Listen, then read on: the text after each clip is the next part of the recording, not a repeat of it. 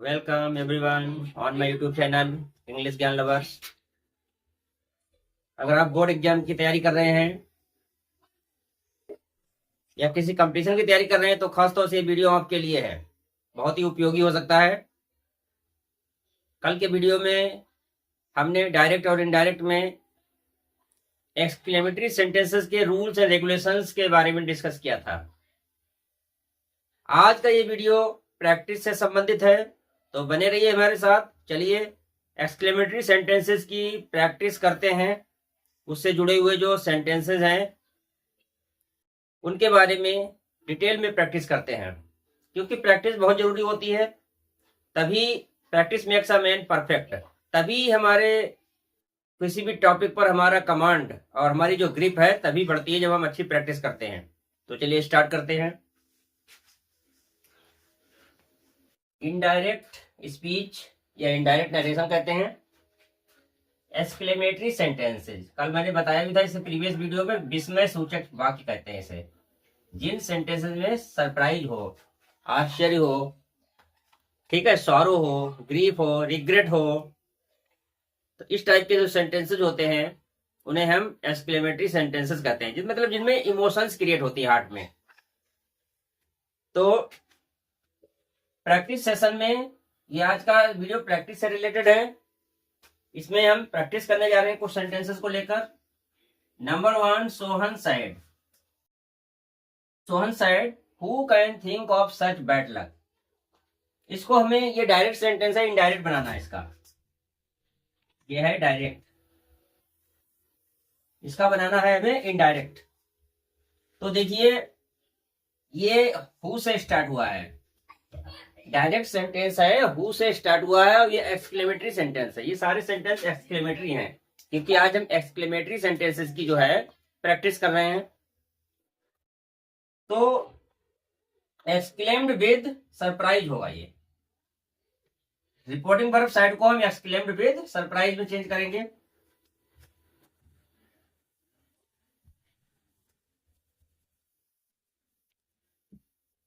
Number 1, यहां से हम इनडायरेक्ट स्टार्ट कर रहे हैं। Sohan exclaimed with surprise.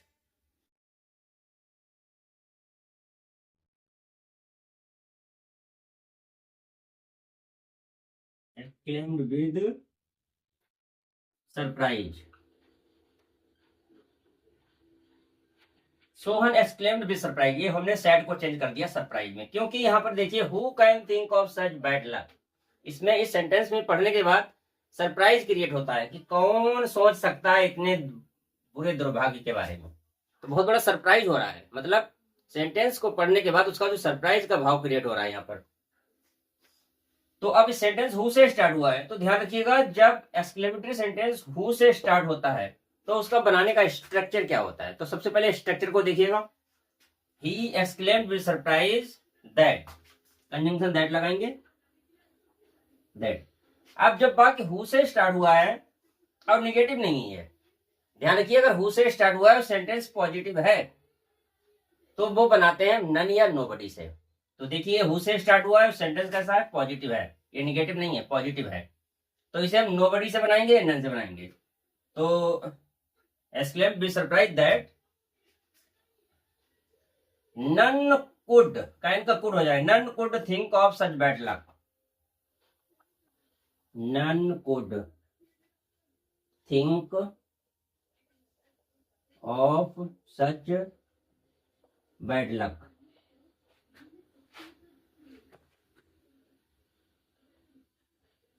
ये हो गया इन्वर्टर, और इसमें इन्वर्टर कॉमा हटा देते हैं, फुल स्टॉप का यूज करते हैं। ध्यान रखिएगा एक्सक्लेमेटरी सेंटेंस जो है जब इनडायरेक्ट बनता है तब वो असर्टिव बन जाता है, एक्सक्लेमेटरी नहीं रहता है, असर्टिव बन जाता है।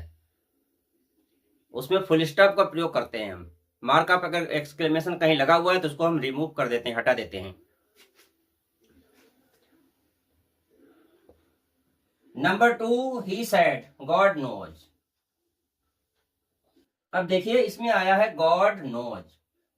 अगर इस टाइप के सेंटेंसेस में रिपोर्टिंग वर्ब के बाद अगर ऐसा कुछ आता है, गॉड नोज है, गुड हेवंस है, गुड ग्रेसियस है, तो इनके बनाने का थोड़ा स्ट्रक्चर अलग होता है।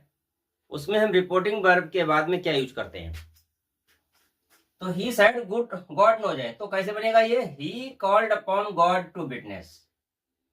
गॉड नोज हटा देंगे, इस टाइप के सेंटेंस वर्ड होते हैं, एक्सक्लेमेशन मार्क ऑफ एक्सक्लेमेशन तो हट ही जाता है, लेकिन जो एक्सक्लेमेशन वाले जो इंटरजेक्शन के वर्ड होते हैं, जैसे गॉड नोज है, गुड हेवन है और गुड ग्रेसियस है, इस टाइप के जो वर्ड्स होते हैं इनको हम हटा देते हैं।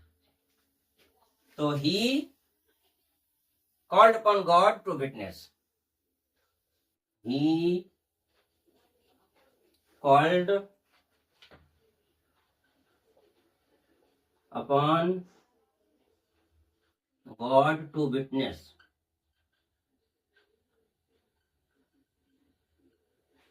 He called upon God to witness। ये किसकी जगह पे आया, ये गॉड नोज को की जगह पे आया, इसको हमने हटा दिया। मान लो इनडायरेक्ट में ये हट जाते हैं, इस टाइप के जो वर्ड्स आते हैं इंटरजेक्शंस, ये हट जाते हैं। तो he called upon God to witness, अब कंजंक्शन दैट लगेगा इसमें, he called upon God to witness that. आप देखिए आई है, ये फर्स्ट पर्सन है, रिपोर्टेड स्पीच में आई आया है, फर्स्ट पर्सन है, तो ये फर्स्ट पर्सन है, इसको हम चेंज करेंगे सब्जेक्ट के अकॉर्डिंग।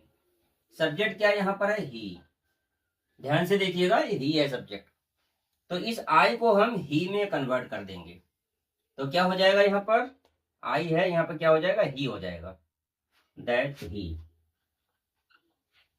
अब यहाँ पर टेंस को चेंज कर देंगे, यहाँ पर हैव है, तो हैव मतलब क्या है, यहाँ पर प्रेजेंट परफेक्ट टेंस है, हैव है और वर्ब की थर्ड फॉर्म आई है, तो प्रेजेंट परफेक्ट टेंस है ये हैव है और वर्ब की थर्ड फॉर्म है, प्रेजेंट परफेक्ट टेंस है, इसको हम पास्ट परफेक्ट में कन्वर्ट करेंगे। ज्यादा यहाँ पर सोचने की जरूरत नहीं है, सिंपल है, हैव की जगह पर हैड कर दो, थर्ड फॉर्म तो ऑलरेडी यहाँ है, तो वो एज यूजुअल रहेगी। He had committed no sin, that he had committed no sin, he had committed no sin। तो ये हो गया हमारा दूसरा सेंटेंस। सेंटेंस नंबर 3 है, the principal said to Mukesh. क्या आया है, कांग्रेचुलेशंस। ये भी एक प्रकार से इंटरजेक्शंस आएंगे, कांग्रेचुलेशंस है, एक्सक्लेमेशन आए हैं ये। Congratulations, you have stood first in the examination. तो जिसमें कांग्रेचुलेशंस आता है उसमें हम क्या करते हैं, उसका स्ट्रक्चर देखिए इस प्रकार से होता है बनाने का।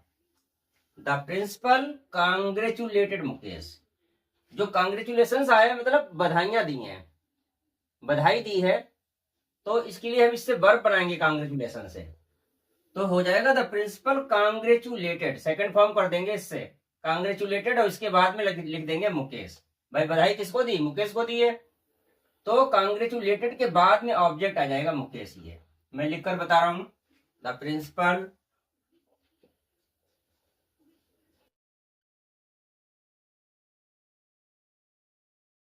अब देखिए यहाँ पे लिखा है कि कांग्रेचुलेशन, तो इसका हम वर्ब बनाएंगे कांग्रेचुलेटेड, सेकंड फॉर्म बना देंगे, द प्रिंसिपल कांग्रेचुलेटेड,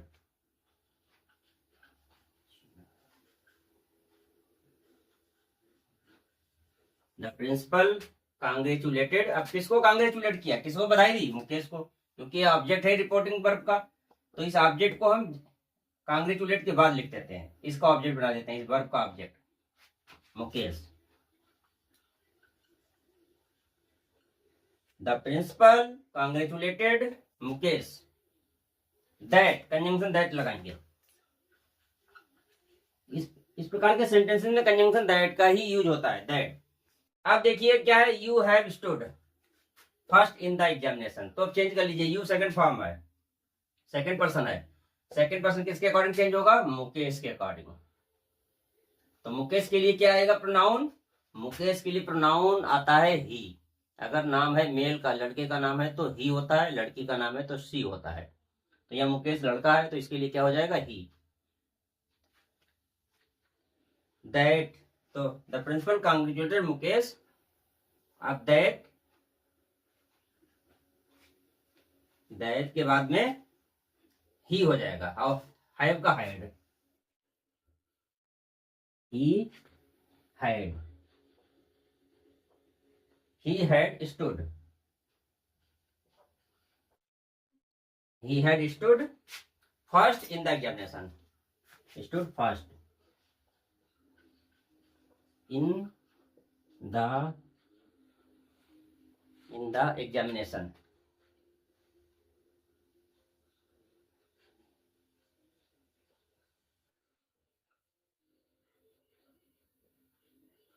राइटिंग क्लियर होनी चाहिए आपको, कहीं राइटिंग को समझने में कहीं कोई आपको कंफ्यूजन नहीं होना चाहिए। अगर कोई राइटिंग की कोई विशेष समस्या आ रही है तो यू कैन कमेंट में, I will try my best.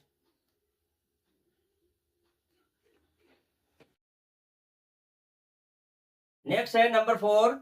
तो ये चीज ध्यान रखिएगा, प्रिंसिपल कांग्रेचुलेटेड मुकेश, उसके बाद में हमने कंजंक्शन दैट लगाया, फिर चेंज कर दिया हमने, यू का ही कर दिया। एक चीज और ध्यान रखिएगा, यहाँ पर जरूरी नहीं है, कभी कभी हमने आपको सिंपल तरीके से बताया है, एक दूसरे तरीके से भी बन जाएगा। द प्रिंसिपल कांग्रेचुलेटेड मुकेश, यहाँ लिख सकते हैं आप सेइंग दैट, सेइंग भी लिख सकते हैं, लेकिन हमने सेइंग नहीं लिखा है क्योंकि हम आपको भी सिखा रहे हैं, तो ज्यादा कंफ्यूज नहीं करना चाहते हैं, ज्यादा कंफ्यूजन में पड़ जाएंगे आप, तो हम आपको सिंपल तरीके से ही बता रहे हैं। मेन मकसद हमारा है कि आपको सिखाना, आप सीखेंगे, तो जरूरी नहीं है आप लगाओ। लगाने के लिए कुछ लोग लगाते भी हैं, सेइंग लग जाते हैं, यहाँ पर लिख देते हैं the principal congratulated Mukesh saying that, मतलब सेइंग लिखेंगे यहाँ पर, फिर that he had stood first in the examination में, लेकिन कोई हार्ड एंड फास्ट रूल नहीं है, it is also sufficient. Number 4 the sailor said. तो number 4 the sailor, sailor means क्या होता है, नाविक, समुद्री नाविक। द सेलर सेड, सेड का क्या है, what a storm it is. अब देखिए व्हाट आया है, व्हाट इससे क्या होता है, सरप्राइज हो रहा है क्रिएट, ये कैसा तूफान है, मतलब एक भाव कैसा आ रहा है, यहाँ पर भाव जो आ रहा है वो आ रहा है सरप्राइज का भाव। और व्हाट के बाद में देखिए नाउन आया है, स्टॉर्म क्या है, ये नाउन है, पार्ट ऑफ स्पीच की बात करें तो ये नाउन है, ये नाउन है। तो ध्यान रखिए जब व्हाट के बाद में नाउन आता है तो व्हाट ए को हम ग्रेड में चेंज करते हैं जब नाउन आता है, और जब व्हाट ए के तुरंत बाद में अगर एडजेक्टिव आ गया, विशेषण आ गया, तो हम वेरी में चेंज करते हैं। तो यहाँ पर जो स्टॉर्म है क्या है, नाउन है, तो इसलिए हम व्हाट ए को किसमें चेंज करेंगे, ग्रेड में, इसको हम ग्रेड में चेंज करेंगे। तो the seller exclaimed with surprise, exclaimed लिखते हैं यहाँ पर, एक्सक्लेम्ड विद सरप्राइज।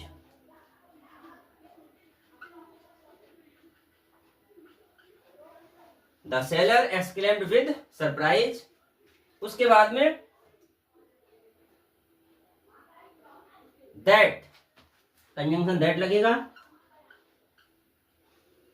दैट के बाद what a storm it is, what a storm it is है तो इट वॉज।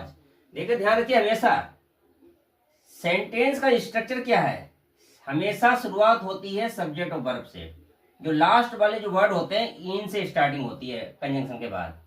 तो दैट के बाद में हम शुरुआत करेंगे यहां से, इट से, इट इज है तो इट वॉज, क्योंकि टेंस बदलता है ना, इसलिए इज का टेंस इज का वॉज हो जाता है। तो it was a great storm, a great storm, it was a great storm. तो यहां पर ग्रेट का यूज हुआ है, देख लीजिएगा। अब ग्रेट कैसे आया, कहां पर आया, क्योंकि व्हाट ए के बाद में ये नाउन है, स्टॉर्म नाउन है, इसलिए हमने ग्रेट का यूज किया है। अगर यहाँ पर होता कोई एडजेक्टिव विशेषण होता तो यहाँ पर वेरी आता, ग्रेट नहीं आता, फिर वेरी आता। तो ये था हमारा प्रैक्टिस सेशन। इस वीडियो में हमने स्पेशली कुछ सेंटेंसेस लिए थे प्रैक्टिस के लिए, ताकि आपका इन प्रकार के सेंटेंसेस पर पूरी तरह से अच्छा कमांड हो सके और आपको ये टॉपिक क्लियर हो सके। तो वीडियो को लाइक कीजिएगा, शेयर कीजिएगा, चैनल को सब्सक्राइब कीजिएगा, बेल आइकन को प्रेस कर लीजिएगा, ताकि आपको वीडियो समय समय पर जो भी वीडियो हम यहाँ से डालते हैं वो आपको मिल सके। और मिलते हैं नेक्स्ट वीडियो में। Thanks for watching. Thank you very much.